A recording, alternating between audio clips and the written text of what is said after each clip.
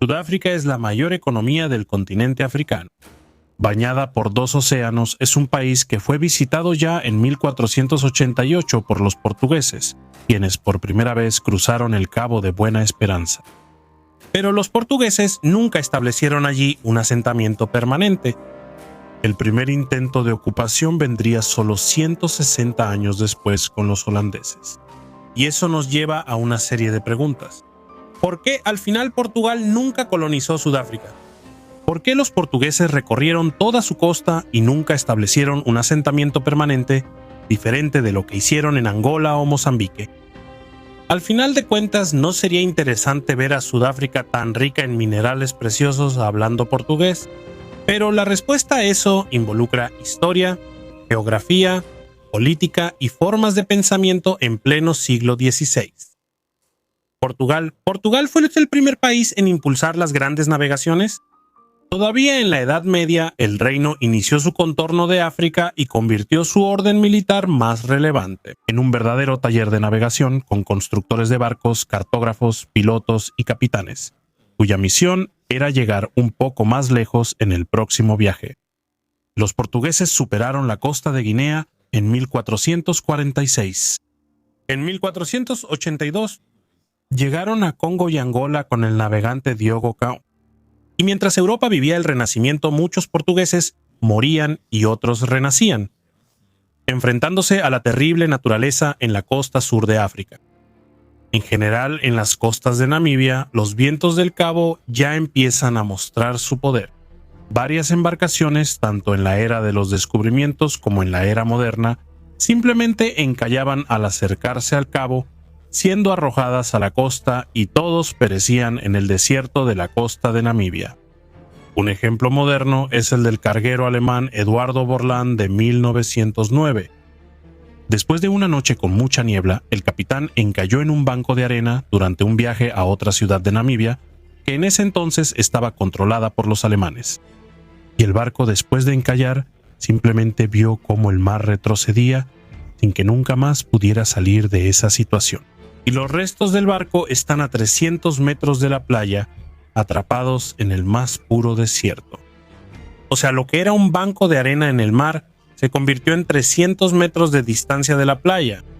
Y de la misma manera, barcos portugueses fueron víctimas en la costa de Namibia. Tenemos el ejemplo del Bom Jesús, desaparecido en 1533 y encontrado en la costa de ese país en 2008. Tenemos el ejemplo del Bom Jesús, monedas de oro de origen marroquí, veneciano, portugués y especialmente español, siendo la gran mayoría unidades fundidas en la época de los reyes católicos. Eso además de más de 300 colmillos de elefante, probablemente negociados en la costa de Guinea y en otras posesiones portuguesas. La carga del barco estaba increíblemente bien preservada por las arenas del desierto de Namibia, a diferencia de su tripulación, que probablemente murió en medio de la destrucción preservada del desierto de Namibia. Pero a pesar de todas las dificultades, en 1487 Don Juan II organiza una expedición para llegar aún más lejos que la de Diogo Cao y nombra a Bartolomeu Díaz para comandarla. Bartolomeu navegó mucho, desafió los vientos y, sin darse cuenta completamente al principio, logró algo que ningún europeo había hecho. Él había navegado alrededor de la punta sur de África, y ese lugar tenebroso, donde se encontraban los vientos de dos océanos y que parecía el fin del mundo, fue llamado por él Cabo de las Tormentas, debido al mal tiempo constante y la dificultad para rodearlo. Y de regreso a Portugal, el rey Don Juan II, con un espíritu publicitario, pronto se encargó de cambiar el nombre del cabo. Nadie desearía subirse a barcos de madera para navegar hacia las tormentas y la muerte. Así que el rey, muy astuto, cambió el nombre por algo más prometedor: el Cabo de Buena Esperanza, la esperanza de la riqueza, la esperanza de las especias y la esperanza de días mejores. De días tan buenos como volverte miembro de nuestro canal y tener acceso a nuestros videos exclusivos, por ejemplo. Bartolomeu no construyó una ciudad en el Cabo ni dejó columnas atrás. Él solo dejó grandes y pesados padrones para ser clavados en el suelo como indicativo de que ya habían pasado personas por ahí. El primero quedó en la costa este del Cabo, el 12 de marzo de 1488, y 10 años después de ese viaje, el nuevo rey de Portugal, Don Manuel, organizaría una nueva expedición con el propósito de llegar a la India. La flota de Vasco da Gama finalmente rodearía el Cabo de Buena Esperanza. En Navidad él llegaría a la costa más oriental, llamando a esa región Navidad, y su tripulación escribió sobre las personas que vieron, su ganado, sus aldeas y su ropa. Pero al final, ¿por qué entonces los portugueses no bajaron de sus barcos y colonizaron la región del Cabo? La cuestión es que justamente sí bajaron, y uno de los primeros que se hicieron eso fue Francisco de Almeida. Después de ganar la épica batalla de Dio y prácticamente consolidar la presencia militar portuguesa en la India y en el Océano Índico, Francisco de Almeida entrega el virreinato a Afonso de Albuquerque y regresa a Portugal. Al pasar cerca de la ciudad del Cabo, él y sus hombres deciden desembarcar para buscar agua dulce, así como reabastecer los barcos. Pero pronto son recibidos con hostilidad por los miembros de la tribu Khoi. Según algunas fuentes, los portugueses habrían intentado robar ganado, pero según otras fuentes, ellos habrían sido robados al intentar hacer negocios con los nativos. El hecho es que Almeida y sus hombres regresan a los barcos y se preparan para saquear la aldea al día siguiente. Pero al llegar al lugar, se sorprenden cuando los Khoi aparecen en las colinas usando tácticas que los portugueses nunca habían visto. Ellos usaban su propio ganado como escudo y lanzaban lanzas con precisión y a corta distancia contra los portugueses. De esta manera, las tropas entran en desesperación y huyen hacia la playa. Y ahí, Almeida y sus 64 hombres terminan muertos en playas sudafricanas. La muerte de este renombrado capitán portugués tuvo un efecto psicológico en todo el reino de Portugal. Almeida fue capaz de destruir cientos de barcos en el Índico, pero no pudo lidiar con los nativos de la playa. El Cabo de Buena Esperanza por sí mismo ya era místico y tenebroso para los portugueses. Pero ahora, también los nativos del Cabo empezaban a ganar fama entre ellos. El Cabo no tenía ciudades para comerciar, no tenía frutas, no tenía minas de oro ni metales preciosos aparentes, y los nativos aún eran hostiles y expertos en el arte de la guerra. La costa estaba llena de piedras puntiagudas peligrosas para las embarcaciones y el clima era casi siempre violento. El Cabo así se mostraba como una verdadera pesadilla. De este modo, la política portuguesa pasó a ser la de evitar a toda costa tener que desembarcar en el Cabo. Eso porque los náufragos portugueses tenían historias terribles ahí. La costa era difícil para desembarcar y aún más para sobrevivir. Vientos impredecibles, corrientes poderosas, arrecifes ocultos, tormentas que llegaban sin aviso y no dejaban nada atrás. En la historia trágica marítima se relata el famoso caso de la nao San Juan, que ya contamos aquí en el canal, y que naufragó cerca de la actual localidad de Port Edward. Con cerca de 500 personas a bordo, desembarcaron a más de 2.000 kilómetros del asentamiento portugués más cercano. Y caminando por el desierto con poca agua, casi nada de comida y siendo atacados por tribus, después de una serie de decisiones equivocadas, terminaron siendo esclavizados y el capitán perdió completamente la cordura. Lo mismo ocurrió 2 años después, en 1554, con el naufragio de la nao São Bento.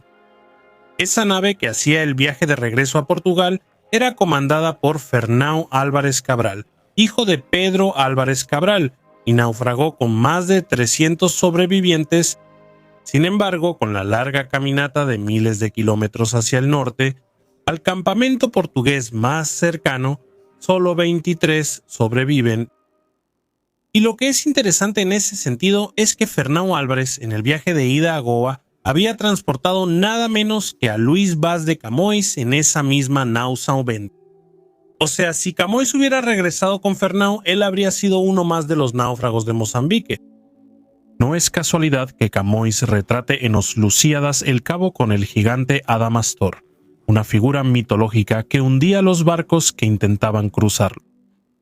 Y aquí entra un punto interesante. El imperio portugués estaba diseñado, sobre todo, para buscar grandes ciudades con las cuales comerciar. La ausencia de ellas en Brasil, por ejemplo, hizo que Portugal pasara 30 años sin establecerse de forma permanente en el territorio, solo intentando hacer algo cuando se dio cuenta de que Francia se estaba adelantando. Pero en África los portugueses encontraron grandes ciudades y reinos complejos, como el Reino del Congo y el Reino de Dongo, que se convertirían en Angola. Los portugueses descubren Kiwa y Sofala, donde fundan factorías. Y a través de estos puestos tenían acceso a redes ya bien establecidas rumbo a la riqueza del interior, como el mercado de esclavos, oro y marfil. Pero en el Cabo no había nada parecido. Era una tierra sin ningún atractivo. Piedras, tormentas, hambres y nativos hostiles era lo que esperaba a cualquiera que pasara por la región. Pero aún así existía el riesgo de naufragios como los que sufrieron las naves San Bento y San Juan. De este modo, como los portugueses poseían territorios en los lados este y oeste de África, en vez de establecerse en el lugar, eligen observar cada vez mejor el clima para cruzar el cabo de forma más eficiente. Pero todo eso cambiaría en el siglo XVII con los holandeses. En medio de la guerra luso-holandesa, los batavos soñaban con tomar las posesiones portuguesas en África y Asia. Pero no se llevaban bien con el Cabo de Buena Esperanza.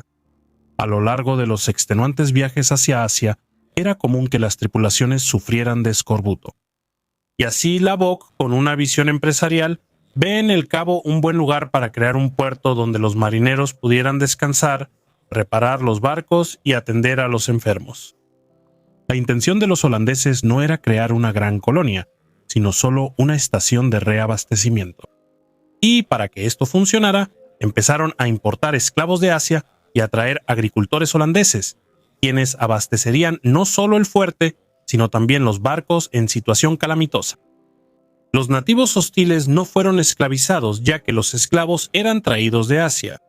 Y además ya habían pasado muchas generaciones desde los primeros contactos de esos nativos con los portugueses.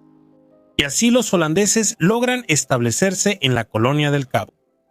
Curiosamente, Sudáfrica mantiene buenas relaciones con Portugal, reconociendo los logros de esa nación en el contorno de su principal barrera natural.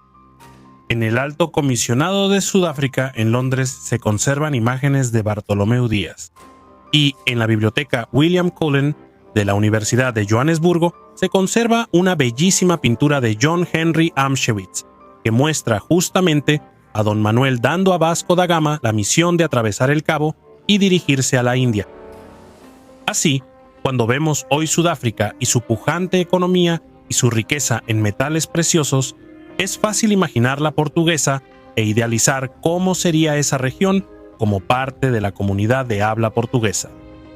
Pero para un portugués de los siglos XV y XV I, el Cabo era una figura casi mitológica, un enemigo natural, una barrera de piedras y vientos que impedía a los hombres llegar a su objetivo en el Índico.